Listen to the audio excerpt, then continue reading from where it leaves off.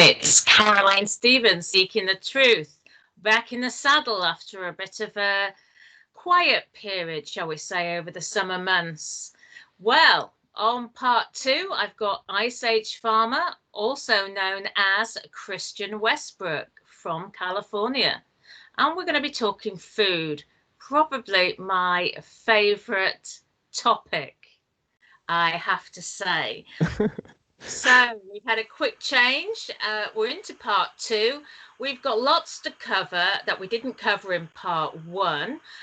China, is China, is it a big threat, or really are the two governments, the US and China, actually working together with the Silk Belt Road, together with the UK?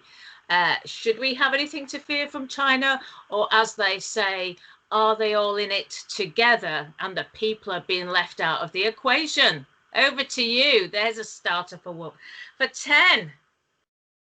Well, again, thanks for having me on, Carolyn. And I would say both. I think certainly they're all working together, and China is a globalist controlled organization. They've been pointed at and described as the case study, the child to which the rest of the world should aspire to be like. But they're also, when you look at their most recent sort of initiative, it's called the Clean Your Plate Initiative, where President Xi Jinping announced that food should be regarded as precious now.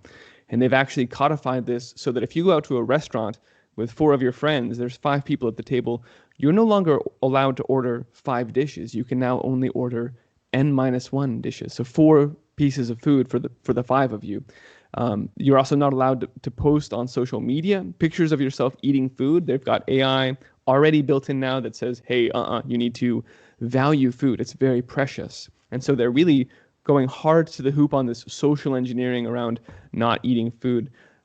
Also within the Clean Your Plate initiative, it's stunning. They've actually deployed these artificially intelligent trash cans with facial recognition, such that as you throw away your trash, it will weigh it and determine whether or not you have thrown away too much food. And if you have, well, this ties now into the social credit score, about which you and I have heard all about, and it will penalize you for throwing away too much food. So you can see that all of these agendas actually are, it's a web with these seemingly disparate strands, but particularly this year, as there's a blitzkrieg of all of the technocratic agendas rolling forward under the COVID-19 excuse, these seemingly disparate threads have really come together to weave a spider's web of totalitarian control. And the initial signs of this Clean Your Plate style agenda are definitely woven into for instance, the EU's Farm to Fork initiative. Some of the UK also just unveiled a forward-looking agricultural policy where it pushed hard on automation and artificial intelligence and smart farming, getting as much data, precision farming as possible.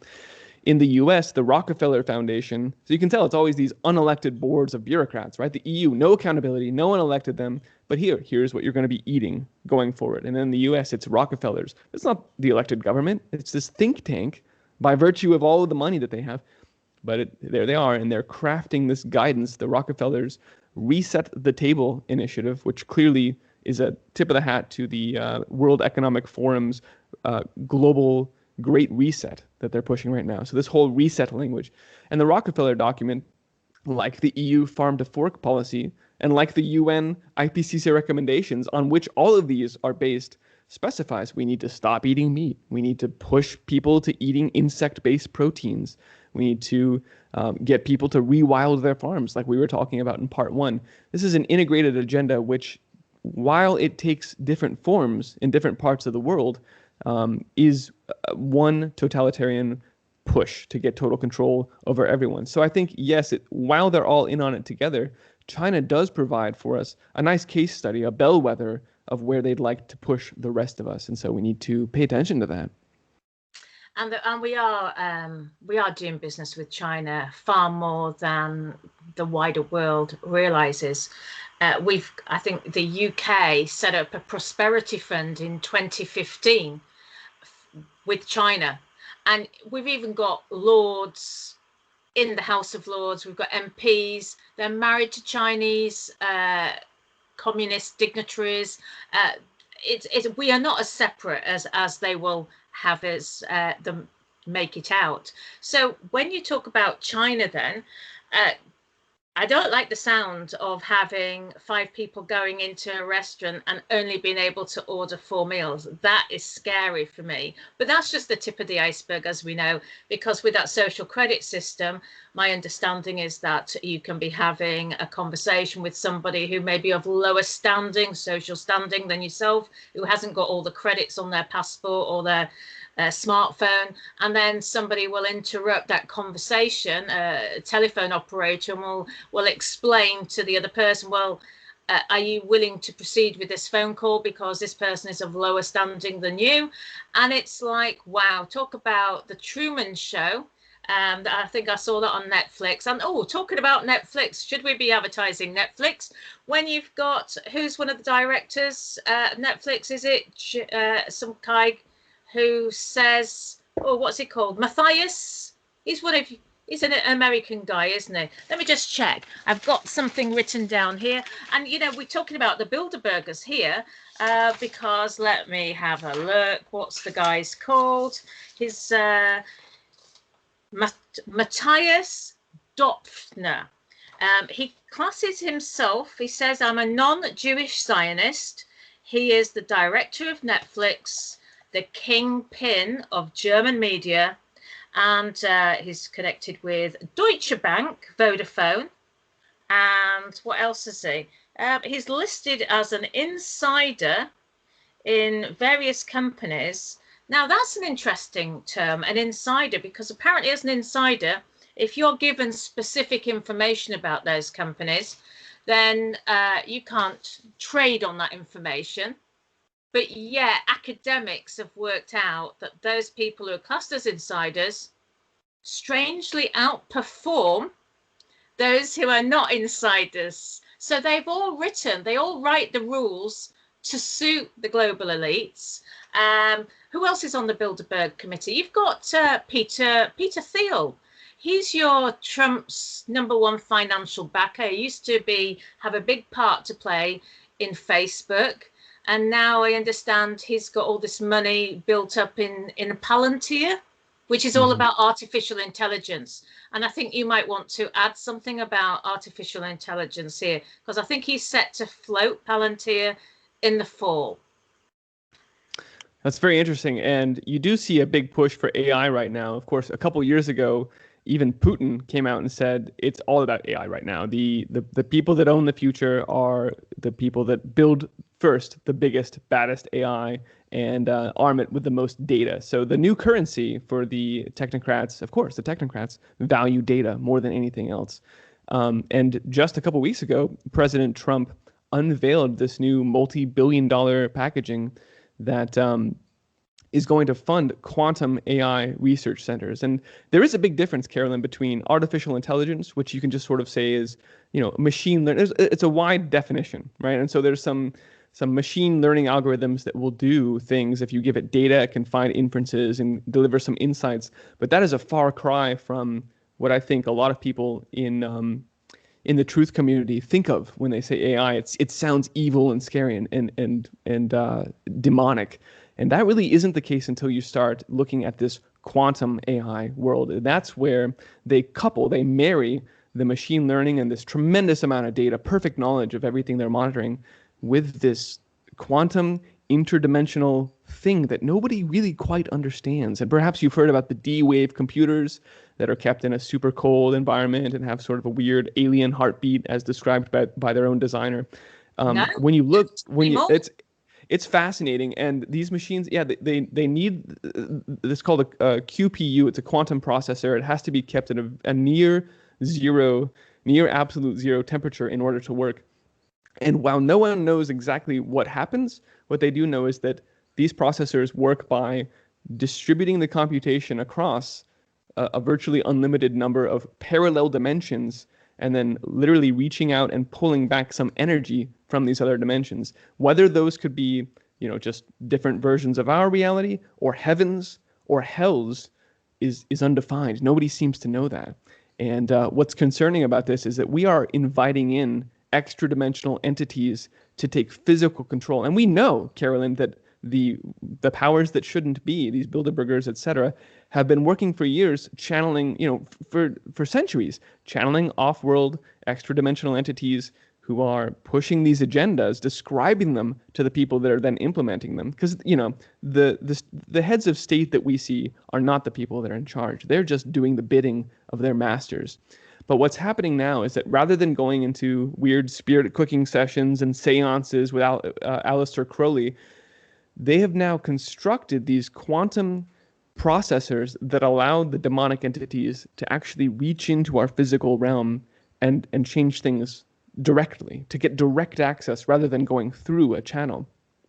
And as Trump apparently gives billions of dollars to stand up 12 of these quantum AI sites, that means that they're giving all of the data, taking all of this knowledge, all of the surveillance, the climate tracing initiative that Al Gore mentions, where they have satellites monitoring in real time every square meter of the Earth, looking for carbon emissions so they can tell if you're running a methane plant, or they can tell if you're growing unauthorized plants.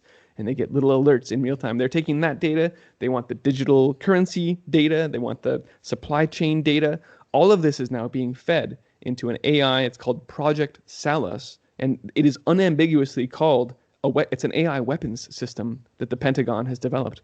But as they hook all of these things together, all of these systems that have been built up over time, now again, 2020, they're bringing it all together, and then they're pushing it right into these quantum processors that give the data and control over our supply chain to off-world extra-dimensional entities. And this isn't something, because it's kind of a leap too far for a lot of people. It's not something that I've talked a lot about, but when we are dealing with very clearly demonic and satanic agenda to take over everyone and to take total control, remove free will from humanity, and shape us into these transhumanist, genderless, weird creatures that can't resist. Bertrand Russell describes it through diet, injections, and injunctions. We will shape humanity into this weird mass that can't even form a resistance. They won't even be able to think straight. And so then we will rule them without any threat. And that's what they've done here. And yeah, the quantum AI is a step that really brings that agenda home, gives these entities which have been pushing humanity along through channeled messages. Now we're giving them total control directly. And that's an alarming situation. Now, I've got a friend who always wants a paper trail. He's very much a scientist. In fact, he's a theoretical physicist.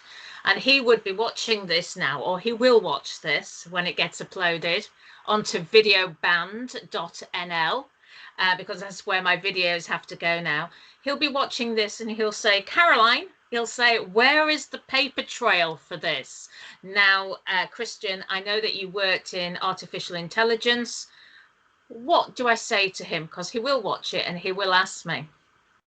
Yeah, the first thing is that's why I wanted to be careful to differentiate the general term artificial intelligence and sort of the universe of machine learning, which you can do at any scale from this quantum intervention, where again, if you look at the words of the people that run those D-wave computers, they just say, I don't know how this works. All I know is it's going out into other dimensions and pulling back the answer. And so we need to, as people that think more deeply about problems, we need to really question into what dimensions we are reaching and why. And you can gain a little bit of insight also by looking at the CERN project and their attempts to break through the walls of reality into other dimensions and interact with whatever it is that they have dedicated many, many billions of dollars to try and do there. It's never quite clear, but a lot of people have done a lot of work. Anthony Patch, perhaps you're familiar with him, at trying to understand what they're doing there. And I think I think there are forces at work to break down the physical walls of this dimension and to invite in demonic spirits. And that's personally what I think is going on. Of course, it's difficult to find a paper trail that will bring that together. But when you do your research and then think deeply about this, and especially if you pray on it, I think you'll come to the right answers. Absolutely. I remember the celebration, shall we say, that's the promotion of when they opened. Was it the CERN? Was it 2015? They had demonically dressed entities, didn't they? And they claimed that that was just some youths outside staging a weird thing. But I mean, yes, why they're performing fake sacrifices in front of the statue of Shiva is it's pretty it's questionable, certainly questionable taste at a minimum. So when you said that you were involved in artificial intelligence, presumably you're involved in IT. Yeah, I began so this was still at university. I got involved with a robotics and artificial intelligence program, and this is 20 years ago. So, while we're talking about machine learning, it was pretty elementary compared to what's done these days. It was just helping a robot figure out where he is and plot a course around the campus to show people around. It was a tour guide robot. But I'll never forget, I came in one day and we had done a lot of work on integrating the GPS with the odometers and with the sonar, and it took a lot of number crunching. And we were working with a team at NASA, and I thought that was really cool. I was 18 years old. It was really cool to be working with a team of NASA scientists. And then one day he said, actually, we're really impressed with that latest algorithm. So we gave it to the boys at the DoD for their shotgun robot. And I said, whoa, this is not what I want to be doing with my life, is arming shotgun robots to go into to do God knows what. And so I got out of there right away. Yeah. So you're now programming. So let me just think then. The Bilderberger Committee, the steering committee, all these people are on there. They're involved in banking, airline industry. Now, actually, talking about the airline industry, of course, we can go back to the Green New Deal. I've got a lot of friends who are in the airline industry. Many of them have now lost their jobs. Of course, this could link in with New Green Deal, social credit system. Only certain people, the elites, will be able to fly in the future under the guise of carbon emissions and the fact that, well, social distancing, if you've got to have 2 meters apart, in the future, they could bring in a rule and say, well, actually, you're going to have to pay for 4 seats effectively before you fly. Now, it might not be like that at the moment, but you can see where things are moving. And so planes are not going to be economically viable unless you pay for 4 seats. So it is only going to be the elites. It's only going to be these 1 or 2%. Do you think it is just 1% of the community that has all the wealth? Or do you think they've got their, shall I say, their networks? Do you think it's slightly bigger than 1%? Or have you ever calculated it? I think it's much less than that, actually, Carolyn. And I think if you look at the structure of the secret societies, I think they will reveal to you a similar power structure is the case here, where there's a level of, people just getting the work done. And in many cases, these are well-meaning people. And so I always say we need to have a lot of compassion for people who have been sucked into environmental movements or trying to, who may be out there advocating to shut down farms, but they just don't. They really are well-meaning. And so they really just need the information. And that's why I focus so much on spreading the word and trying to help these people figure out what's actually going on, because they've been weaponized. They are working against humanity's interests, even though they're well-meaning. So there's a huge mass of that at the bottom, sheeple, whatever you want to call them, but generally well-meaning. And so we really, I don't want to judge them. I want to try and help them and wake them up and pull them back onto our team and fight for us. And then, I think there are levels, like in the secret societies, where you go up and you get access to a little bit more knowledge, and then just enough to work with. And then if you go to the next level, maybe you even found out that what you were told before, in fact, that was completely wrong, but here's the new truth. This is the real truth. And so it goes as you climb the ladder, reaching that pinnacle of the pyramid.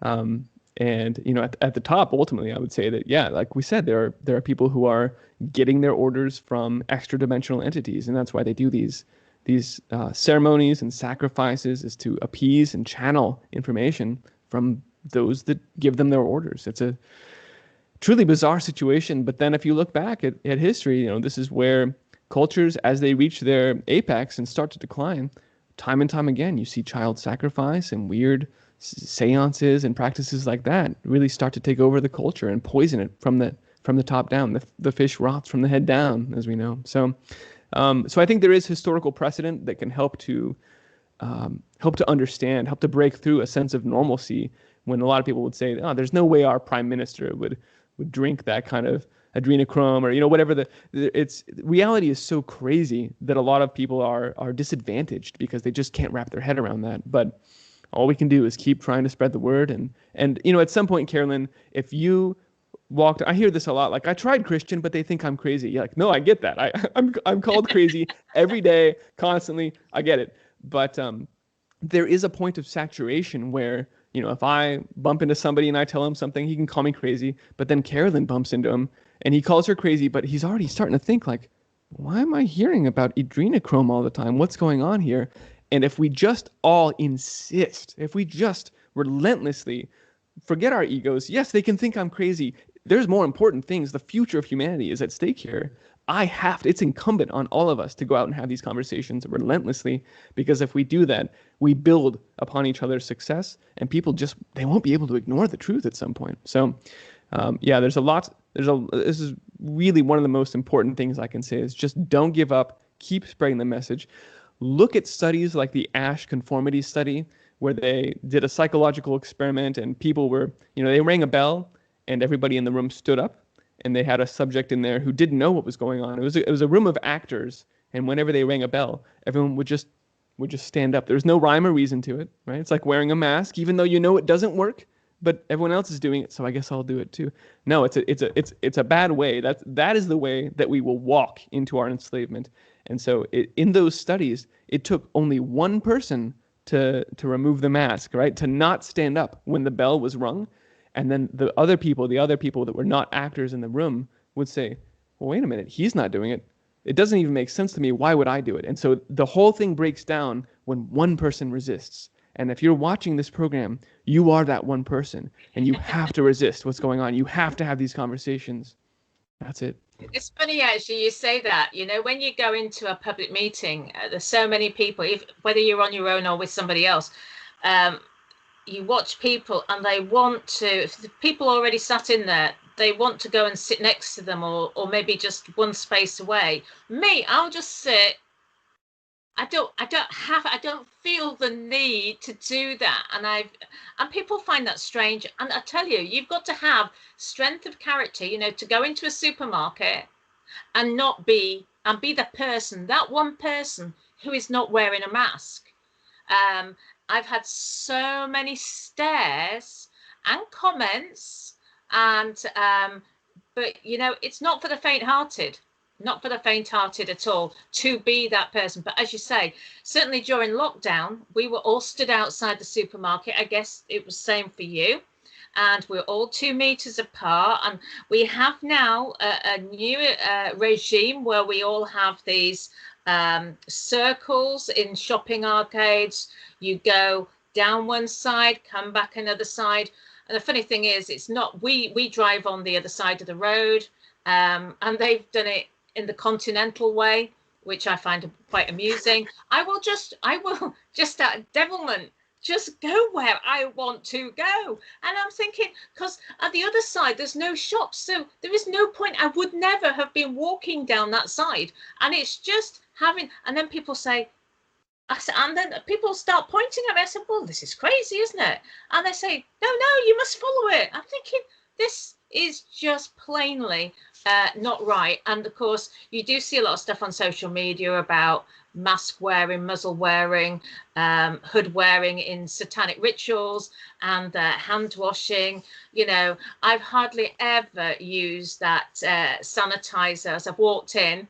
But you'll laugh. I did it the other day just because I had just been so worn down. You get so weary at the end of the day if for the umpteenth time somebody's, and the sanitizer had a plain pink dress, dark pink, and the sanitizer, it was at like my below, it was like at my knee level and where my skirt was still, and I pressed it and it went all down my dress. And I said to them, I knew I wasn't supposed to put this on, and it's just an inconvenience. Why do we?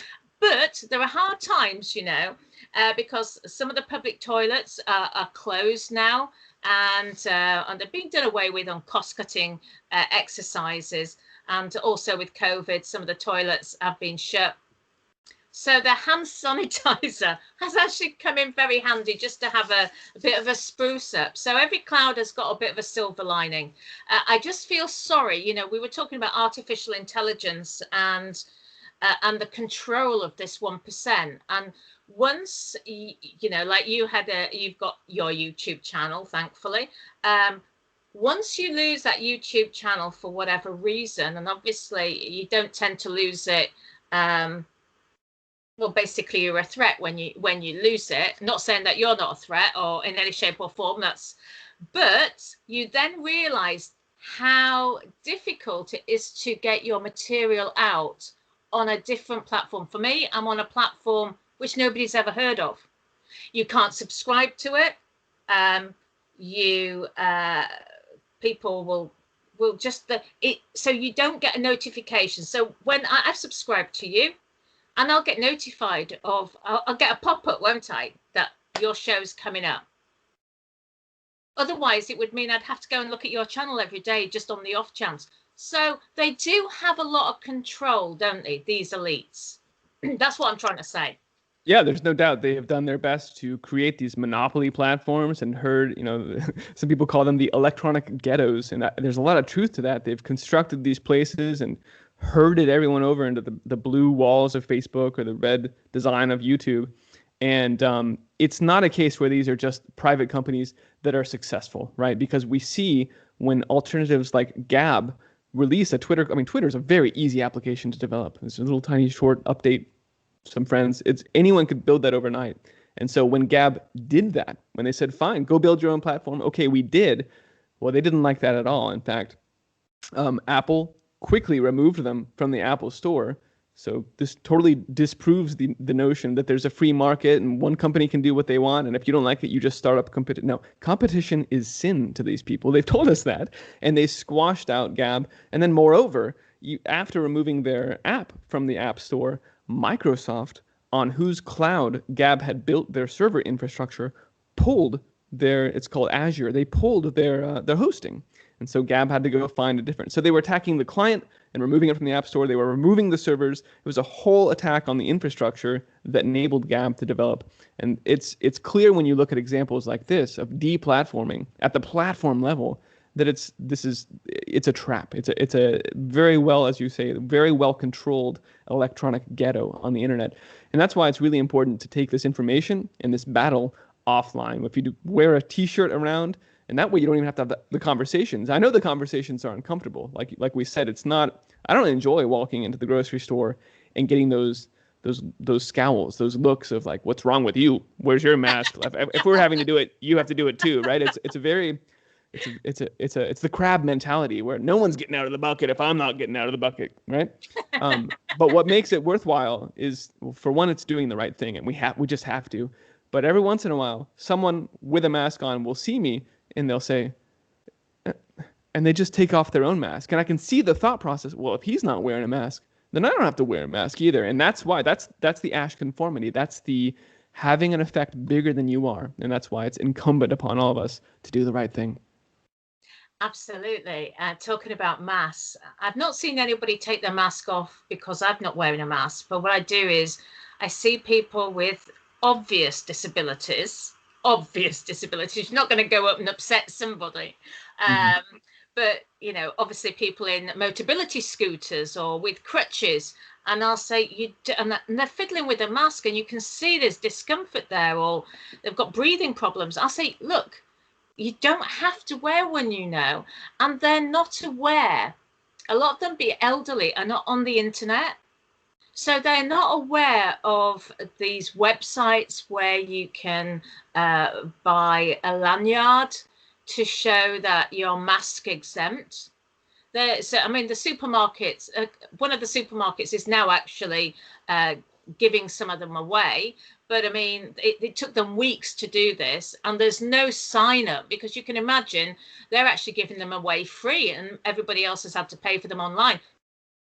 So they're not going to put a sign in the window for those elderly on the off chance. So it is difficult for the elderly because most of them will, by their 80s or 90s, have some sort of underlying condition. And yet it hurts me so much to see them struggle with masks in discomfort, you know. And it must be hard in America when, you know, you tend to having, you know, places like California and Texas, much hotter weather than we do here. That's been very much of a strain on people's oxygen intake. Yeah, it's hard to say. I definitely have seen studies showing that children are adversely affected by wearing masks at a physiological level with the oxygen suffering, but certainly at a psychological level, it's just stunning to think that what is wearing a mask just to go outside? Like, what kind of message does how does that inform a developing psyche?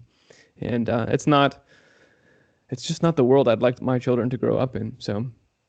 No, I saw a couple the other day, baby in the front pouch, looking up, and its mother's got a mask on. I just think, what sort of relationship is that going to develop into? I just don't know. Christian, I think we've done a fair bit in part 2. Actually, will you come back ever again, or has this been sufficient for you? Will you come back? I would be delighted to. It's been my pleasure, Carolyn, to speak today. And again, thank you for helping get the word out about the food situation here. Brilliant. And would you like to remind everybody where they can find you, please, Christian? Absolutely. IceAgeFarmer.com is the hub. That's my website, and it is privately hosted, so it won't go away, even if the Ice Age Farmer YouTube channel does disappear, like Carolyn's has, then you can find me there. I also have wandered over to bitshoot.com/iceagefarmer, and you can find my work there. There is a subscribe button on BitChute, so you can still benefit from the push notifications and emails that affords you. And thanks again. Thank you so much. Yeah, I've been really thrilled. I've got a website, carolinestevens.net. And as I say, I've got my videos now being hosted by videoband.nl/Caroline-Stevens/ Stevens is with a PH. Thank you, Christian. I'll bid you, good day to you. It's coming into the evening here, and I look forward to having you back soon. Thank you. Thanks so much. Bye for now.